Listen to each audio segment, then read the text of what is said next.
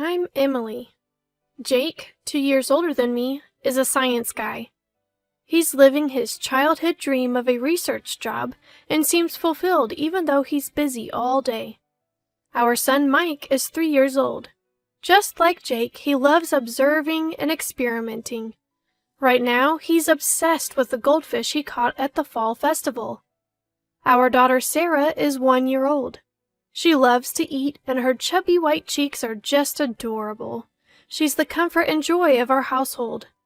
Overall, life is pretty good for our ordinary family, except for one thing. Emily, what's for dinner tonight? Mother-in-law. Just as I was trying to calm down my crying daughter and finish up dinner, the doorbell rang. Without any hesitation, my mother-in-law walks into our home as she often does. It might not be the same day every week, but she shows up around this time frequently enough that Mike hardly even looks away from the TV. My goodness, fried food again? That's not good, so oily. You need to take better care of Jake's stomach when he comes home tired from work. It's not good for the grandkids either. But Mike really likes it.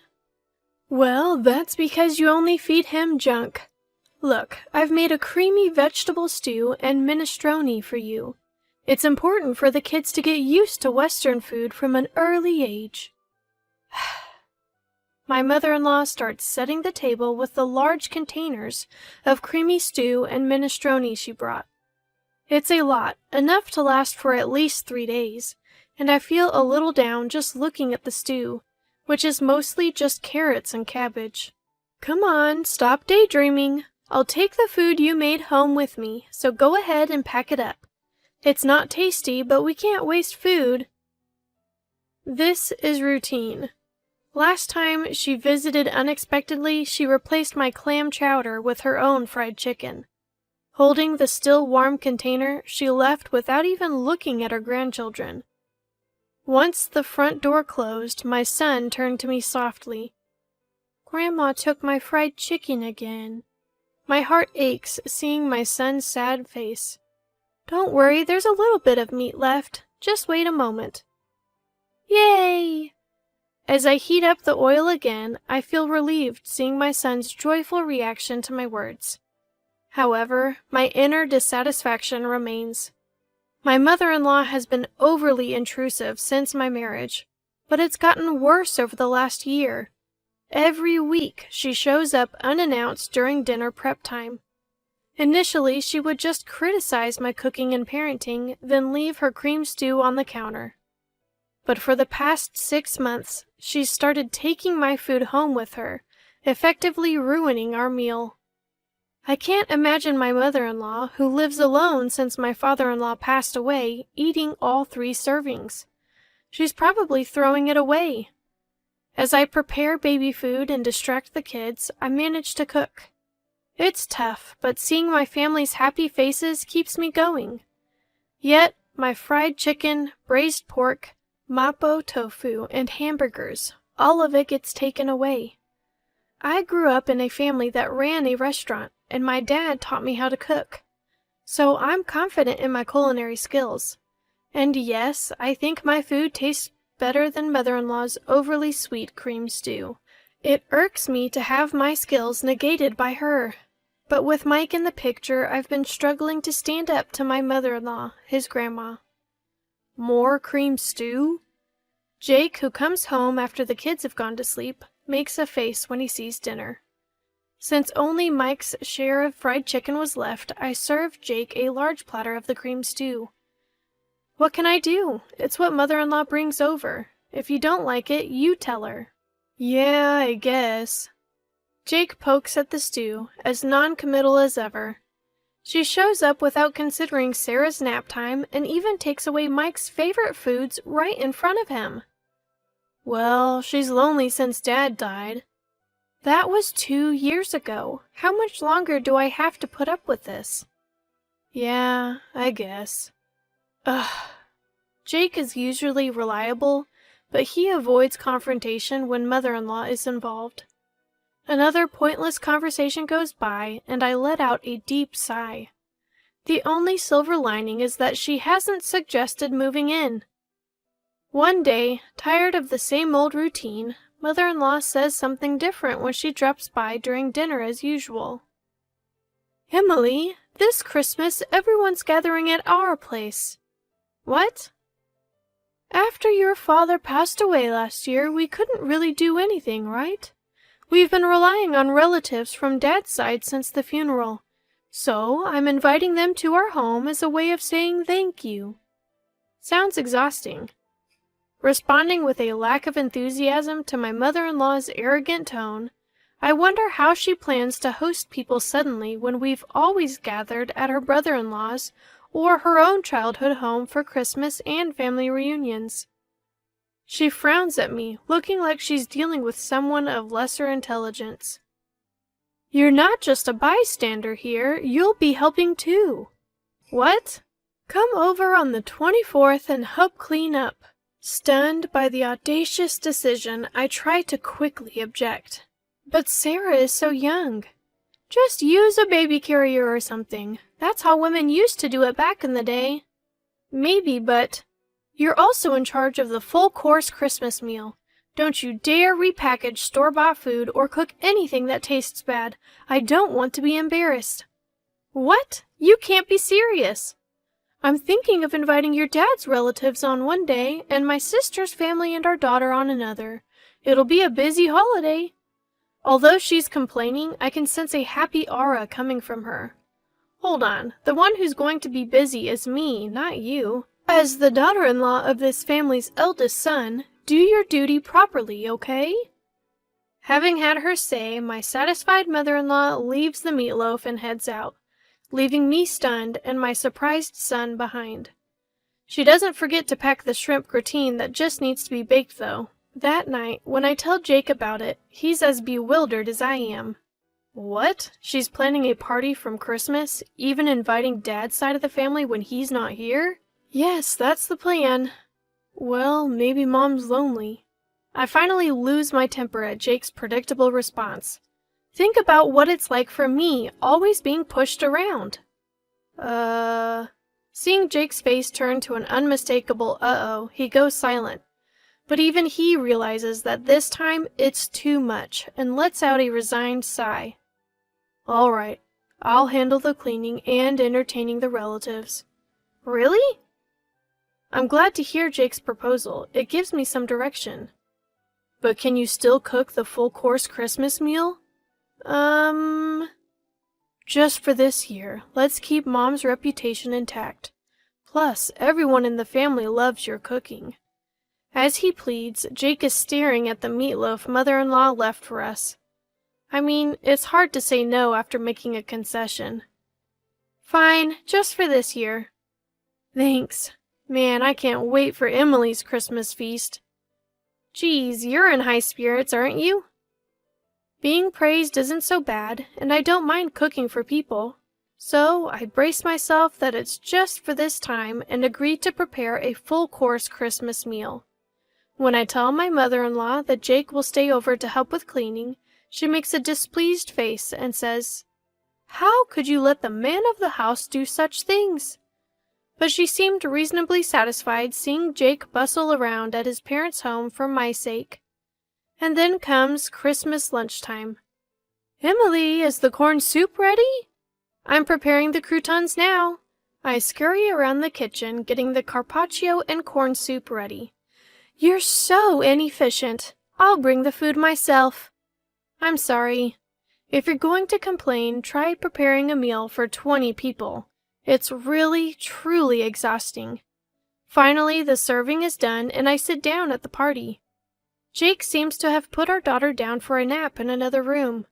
Preparing a full-course Christmas meal for 20 people was hard, but it feels good to see everyone enjoying my cooking. However, that good feeling lasts only a moment. "This quiche looks so beautiful. It's like something you'd buy." Thank you?" "Geez, you're good at flattery." "This carrot slaw is perfectly balanced with the vinegar. The orange scent really freshens up your mouth." "That's because..." Christmas meals tend to be rich, so I made it a bit more acidic. Something's off. Every time someone tries to compliment my Christmas cooking, mother-in-law interrupts. Something is not right. And the source of this awkwardness is revealed by Sophia, father-in-law's sister. Emily's mother-in-law is such a great cook, isn't she? Excuse me? Confused, I let out a dumbfounded sound. Unperturbed, Chatterbox Sophia continues her story. Did Olivia make this entire Christmas feast? That's amazing! Huh? I haven't cooked a full-course Christmas meal in ages. I was going to leave it to my daughter-in-law, but she's absolutely terrible in the kitchen, and she never comes by, even when I offer to teach her. What? The mother-in-law talks about struggles she never even faced as if they're a given, leaving me puzzled. Oh, Emily, you should really take after Olivia while she's still well. Jake might miss the taste of home sometimes. You know the way to a man's heart is through his stomach. Daniel, a relative hanging around Sophia, laughs. It feels like he's mocking me. You know, Olivia, that pork belly stew you made last time was delicious. It's amazing you can cook both Western and Japanese dishes. It's not that big of a deal, but I'm glad you enjoyed it. The mother-in-law smiles and feigns humility, but that pork belly stew was clearly my creation. As I stand there astonished, she mouths, "Go along with it." Apparently, she's been claiming all my dishes, including the Christmas feast, as her own and sharing them with the family. And now she wants me to be complicit in her lie? No way. Especially after she's been criticizing my cooking all this time. Though I want to speak out, I'm overwhelmed by the crowd and find myself speechless. My savior turns out to be my son. Mom, this omelet is really tasty. It looks different than usual, but your omelets are always good. My young son's high-pitched voice echoes through the room, and the noisy adults fall silent. Oh, Mike, this is actually a quiche your grandmother made. Sophia tries to cover for my son, probably out of kindness. But my son responds, astonished. Huh? But it's tasty. What? It's tasty, so it's got to be Mom's omelet. Grandma's omelet is super sweet and gritty. It doesn't taste good. My son passionately insists, gesticulating wildly, leaving the adults exchanging puzzled glances. Of course, the mother-in-law panics. Emily, don't teach the child to lie. Excuse me? Who's the one lying here? Mom, am I a liar? Mike looks up at me, his face full of insecurity. That's when I felt my blood boil. I was foolish. I don't care what people think of my mother-in-law or Jake. I've put up with her because she's Jake's mom and Mike's grandmother. But a grandmother who turns her grandson into a liar just to save face is nothing but evil. If she's going to make my child a liar, I'll become a demon if I have to. I took a deep breath and straightened my back. Mike is not a liar. The one lying here is you, Grandma. Huh? She must have never expected me to stand up to her. My mother-in-law looked shocked. I stood up and pointed at the table dramatically. I made this entire Christmas feast, including the corn soup. Everything from start to finish. What? Naturally, the room erupted. My flustered mother-in-law began to panic and yell. Wait, Emily! You've been lying this whole time. Have you lost your mind? I'm not lying. Sophia, you said you got the pork belly stew from Grandma, right? Sophia, now pulled into this, looked up at me, surprised. Yes, it was delicious.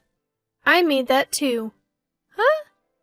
You're terrible, stealing credit for Jake's mom's cooking and trying to set her up. You're the worst daughter-in-law. Then can you tell me the recipe for the pork belly stew, mother-in-law? What? Can you? Well... She hesitated. Then, as if struck by inspiration, she shouted, It's a secret. It's a secret family recipe, so I can't tell you in public. You don't have to give details or measurements, just the basics. Even the relatives who were disgusted by our petty fight started to see who was in the right. Emily, that's enough. My husband Jake had apparently finished putting our daughter to sleep. He had silently appeared near the door and restrained me with a stern voice and face. My mother-in-law clung to Jake as if he was her ally, looking like a tragic heroine. Jake, what's up with your daughter-in-law? She's calling me a liar. That's awful. Mom, you're the awful one here. What? Mother-in-law's mouth drops open. This entire Christmas feast, Emily made it all day while taking care of the kids. Trying to take credit for it is pretty low. Jake! Sophia, the only thing Mom made is that massive bowl of creamy stew over there. Have you tried it? Huh? Yeah. Sophia, once again caught in the middle, looks at the pointed out creamy stew, visibly shaken. Is she recalling how incredibly sweet that stew was? Yeah, it was insanely sweet, wasn't it? Mom thinks if it's sweet, it's tasty. She's always been so cautious about salt and oil, but uses sugar with no limits. So all her dishes taste like a block of sugar. Is that so? The pork belly stew was probably made by my daughter-in-law, too. If you got any other dishes from Mom recently, they were likely made by Emily. Really? Even that meatloaf? That was me. And the mapo tofu and shrimp gratin? That was me. Everyone in the family is disillusioned with mother-in-law because of her own son's revelation. Isn't that right, Mom? Mother-in-law, exposed for all her lies, is panicking. Seems like she's given up on lying and is now trying to appeal to Jake's emotions.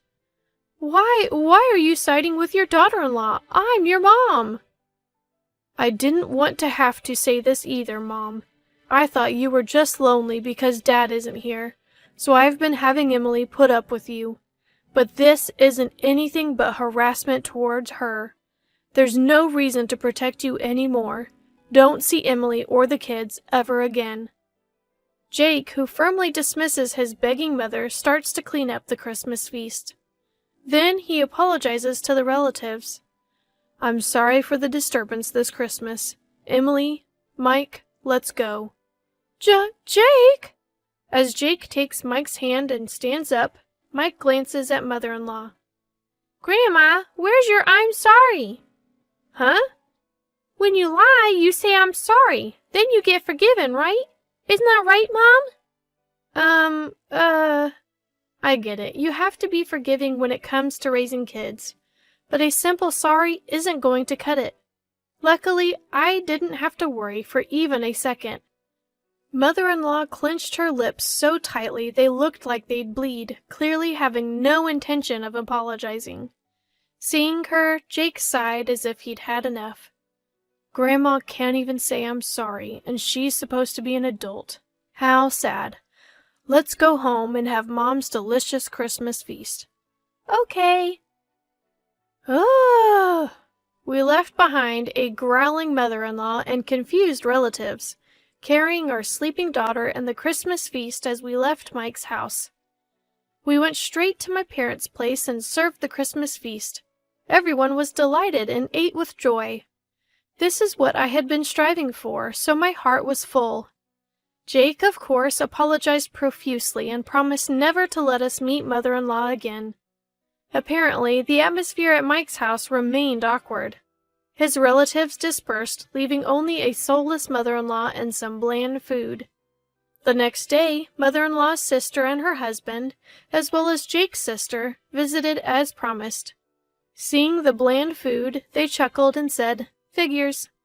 Apparently, mother-in-law's lack of cooking skills was a well-known fact among her relatives. So you brag about hosting a Christmas feast? I wondered what magic trick you'd pull. Probably just jealous of Emily, who's good at cooking and praised by Jake and Mike. Sorry for the inconvenience, they said. After hearing the details from Jake, my sister-in-law thanked me for my efforts. Sophia also called to apologize. I'm sorry for jumping to conclusions. It turns out Sophia also enjoys cooking, and we bonded over a recipe for braised pork belly. The misunderstanding with Jake was cleared up, and I found new friends who share my cooking hobby. I felt refreshed, enjoying a carefree Christmas. Of course, Mother-in-law wasn't going to back down that easily, but I'm well prepared. As I'm making cornbread, my phone rings. It's Mother-in-law. Excuse me, where are you? It's dinner time. Do your duty as a wife. Are you making the same mistake and coming over again? She's furious on the other end of the line. How dare you? I came here because you didn't apologize. Come home and clear the misunderstanding with our relatives. Then I'll forgive you for embarrassing me. No thanks. What? You'll be the one left out by the family. That won't be a problem. What? To begin with, the one who put on airs and got shunned by the relatives was Mother-in-law. I've even made plans to cook with Sophia next time. What? Mother-in-law probably never imagined that I'd become close to father-in-law's side of the family. In other words, I'm well aware that mother-in-law has distanced herself from father-in-law's relatives. So, what now? Still got any moves left? I add another blow to the stunned mother-in-law. Also, I'm not returning to that house. What? Yes, the kids and I have been staying at my parents' house since Christmas. We're planning to find a new place to live now that the holidays are over. Initially, living near Mike's family was mother-in-law's strong insistence, but Jake's workplace is actually closer to my parents' house. Didn't Jake tell you to stay away from daughter-in-law? But since mother-in-law can't listen better than a child, we've decided to physically distance ourselves. Right now, Jake is the only one living there, and he'll leave once he's ready. What? Where are you? Who knows? You think you can get away with not cherishing Jake's mom? Yes, because Jake and sister-in-law have forgiven me, it's okay. Well, wait, what? Thank you for everything so far, mother-in-law. I'm so happy I'll never have to see you again. Goodbye. Wait a minute! With a bit of a laugh, I hang up on mother-in-law, who's screaming like a villain in a superhero show. Then I block her number to make sure I never have to hear her voice again. 2 years later. Mom, what's for dinner today? Hamburgers. Yay! I love Mom's burgers the most in the world. Sarah loves them too. Sarah loves them too. Dad loves them the most in the universe. Aw, Dad, that's not fair. My family happily waits for my cooking in the living room, playing around, as I fry the burgers in the kitchen. My heart warms up again today, watching them eagerly await my cooking, smiles on their faces.